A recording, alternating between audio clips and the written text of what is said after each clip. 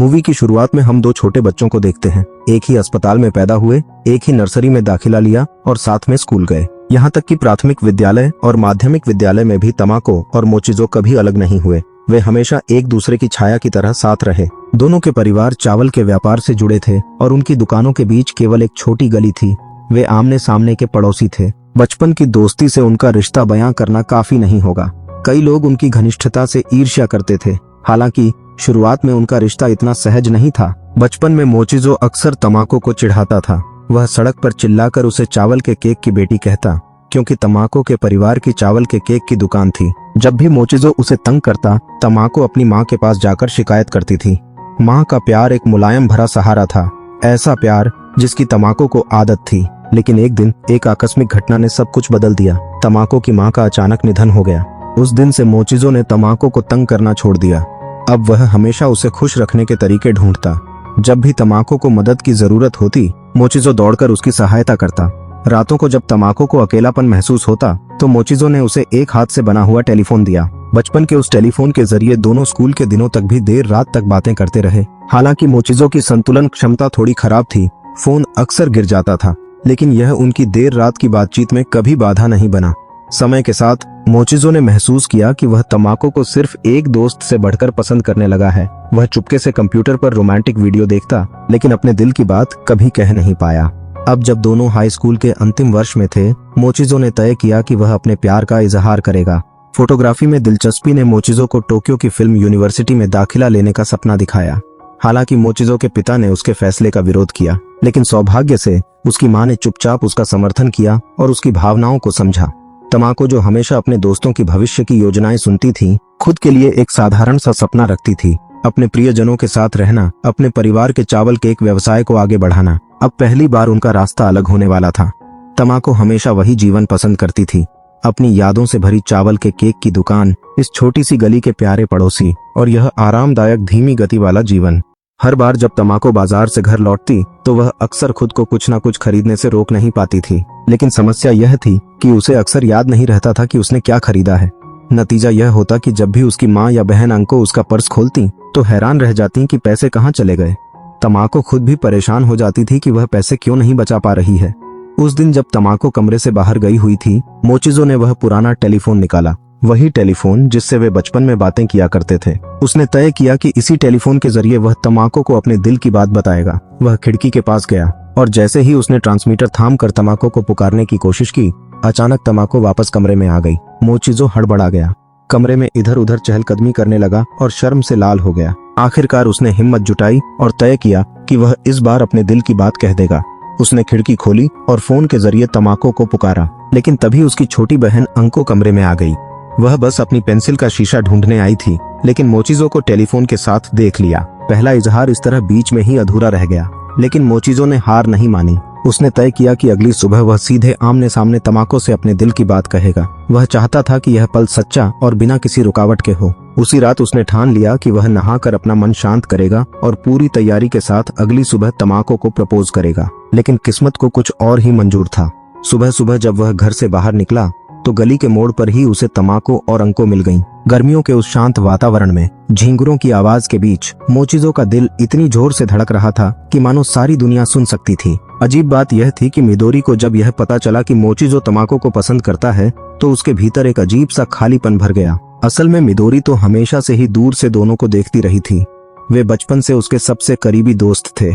School से छुट्टी के बाद मिदोरी ने तमाको को आमंत्रित किया। तमाको और मोचिज़ो पुराने दिनों की तरह नदी के किनारे खेलने चले गए। गर्मियों की वह शाम सूर्यास्त की हल्की सुनहरी रोशनी में दोनों के चेहरे पर हल्की लालिमा सी छाई थी। मन की हल्की सी भावनाएं नदी की सतह पर बिखरी हुई लगती थीं, धीमी धाराओं के साथ बहती हुई, चुपचाप चमकती हुई। तमाको एक पत्थर उठाते हुए बोली, मुझे माँ की बहुत याद आती है। शायद माँ की याद आते ही तमाको का मन कुछ भटक गया और वह लगभग नदी में गिरने ही वाली थी, लेकिन मोचिज़ो ने उसे समय रहते थाम लिया। इसी मौके पर मोचिज़ो ने हिम्मत करके अचानक तमाको का हाथ पकड़ लिया। इस अप्रत्याशित हरकत से तमाको शर्म से लाल पड़ गई। एक पल की असावधानी में तमाको खुद फिसलकर छोटी सी नदी में गिर पड़ी। भीगी हुई वह मोचिज़ो को देखती रही। उसकी आंखों में जो चमक थी वह नदी का पानी था या आंसू, यह समझ पाना मुश्किल था। तमाको खुद को कोसती रही कि मैं कितनी मूर्ख हूँ। यही कहते हुए वह अकेली किनारे की तरफ चली गई। मोचिज़ो स्तब्ध खड़ा रहा। अब तमाको के दिमाग में केवल टिमटिमाते तारे थे और हल्की सी गर्माहट थी, मानो किसी खोए हुए रास्ते पर चल रही हो। उसे समझ ही नहीं आ रहा था कि मोचिजो के इजहार का वह क्या जवाब दे। दोस्ती के इतने सालों में वह नहीं जानती थी कि ये भावना कब से पनप रही थी। घर लौटने के बाद तमाको ने किसी से कुछ नहीं कहा। जल्दी जल्दी खाना बनाना शुरू किया, पर वह इतनी उलझन में थी कि सब कुछ गड़बड़ कर दिया। वह सोचती रही कि मैं क्या करूं, मुझे क्या जवाब देना चाहिए। उस रात तमाको का मन बिल्कुल बेचैन रहा। हर बार जब घर में मोचिजो का नाम लिया जाता तो तमाको का चेहरा तुरंत लाल हो जाता। उधर मोचिजो भी खुद को दोष दे रहा था। उसे लग रहा था कि शायद अब तमाको उसे नापसंद करने लगी होगी। वो सोचता है कि काश वह इजहार न करता। अगले दिन तमाको बिल्कुल ध्यान भटकाए हुई थी। चावल के केक बनाने का अभ्यास भी गलत हो रहा था। उससे कुछ भी ठीक से नहीं बन रहा था। जब वह कक्षा में मोचिजो के सामने बैठी तो पहली ही नजर में उसका चेहरा गर्म हो गया था।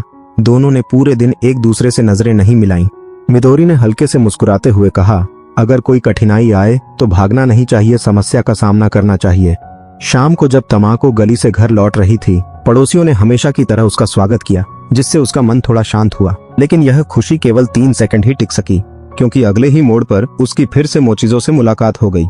मोचिजो ने कोशिश की माहौल को हल्का करने की। उसने तमाको को कोला क्रोकेट खाने के लिए बुलाया। तमाको मन ही मन तो भाग जाना चाहती थी, लेकिन दोपहर में मिदोरी की कही बातें याद आ गईं। वह जैसे तैसे रोबोट की तरह कोला क्रोकेट लेकर खाने लगी, पर उसका दिल इतनी जोर से धड़क रहा था कि वह स्वाद भी महसूस नहीं कर पा रही थी।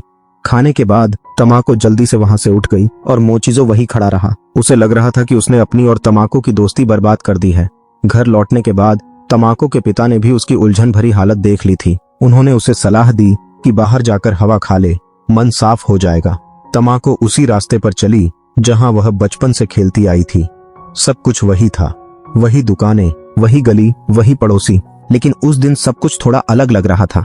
छतों पर लहराती झंडियां भी जैसे उसे चिढ़ा रही थीं। तमाको का दिल तेजी से धड़क रहा था। उसके मन में बार बार सवाल उठ रहा था, क्या अब सब पहले जैसा रह पाएगा? वह नहीं जानती थी कि उसे कैसे जवाब देना चाहिए।